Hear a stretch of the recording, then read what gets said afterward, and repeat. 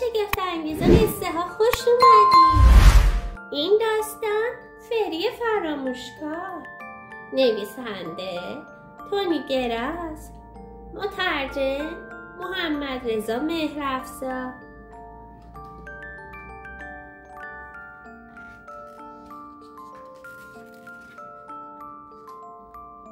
فری بچه فراموشکاری بود. یه روز صبح وقتی از پله ها پایین می اومد، مادرش گفت چرا دست صورتت رو نشستی؟ فری گفت وای یادم رفت و با عجله به طبقه بالا برگشت تا دست صورتش رو بشوره. وقتی که از پله ها پایین اومد، مادر نگاش کرد و پرسید دندوناتو مسواک کردی؟ فری آهی کشید و گفت نه یادم رفت و با سرعت به طبقه بالا برگشت. یکی از روزهای خنک بهاری بود. فری میخواست به مهد کودک بره. مادر به سر تا پای اون نگاه کرد و گفت چرا کیف و کلاه شال گردنت رو برنداشتی؟ فری با ناراحتی گفت وای یادم رفت و دوید و رفت و وسایلش رو برداره. وقتی که برگشت مادر پرسید دستمال جیبیت رو برداشتی؟ جواب فری مثل همیشه این بود نه یادم رفت.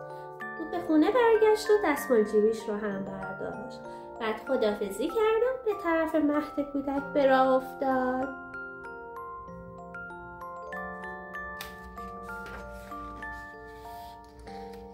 در تمام راه فری به گره دستمال جیبیش نگاه کرد و در فکر بود. از خودش میپرسید چرا دستمال رو گره زدم؟ و به خودش جواب میداد خب معلومه برای اینکه چیز مهمی رو فراموش نکنم. اما چه چیز مهمی رو؟ این سوالی بود که فری جواب اون رو پیدا نمی‌کرد. تو مهد کودک اوضاع کمی غیر عادی به نظر میرسید. دوستای نزدیک فری با هم در گوشی حرف می‌زدن. بعضی از بچه‌ها هم بسته‌هایی به خودشون آورده بودن که معلوم بود هدیه تولده. فری با خودش گفت آها پس امروز روز تولد یکی از بچه هاست. من هم دستمالم رو گره زدم تا این موضوع رو فراموش نکنم. اما تولد کیه؟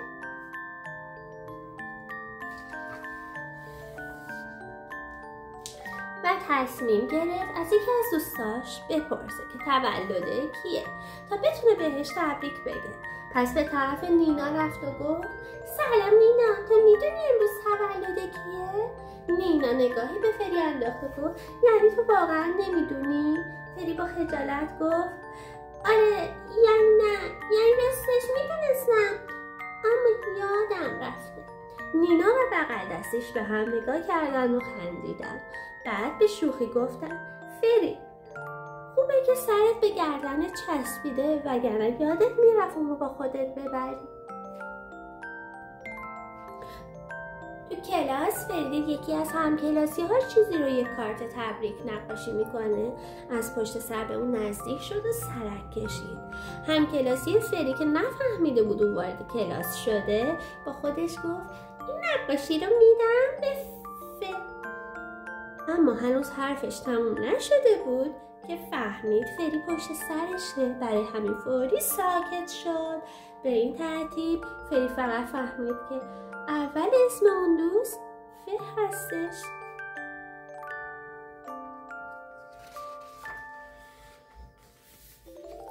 فری به اسم بچه ها فکر کرد. در کلاسشون چند نفری بودن که اسمشون با حرف ف شروع می شد. اما مطمئن بود که تولد هیچ یک از اونا در فصل بهار نیست. کلاس تعطیل شده بود اما فری هنوز داشت فکر میکرد که تولد چه کسیه و حتی فراموش کرده بود که به خونه بره. مادر به دنبالش اومد و گفت عجله کن فری وگرنه دیر به جشن میرسیم. فری با تعجب گفت پس شما میدونی که امروز جشن تولد کیه؟ مادر با خنده گفت معلومه که میدونم. فری نفسی به راحتی کشید و گفت چه خوب، خیالم راحت شد.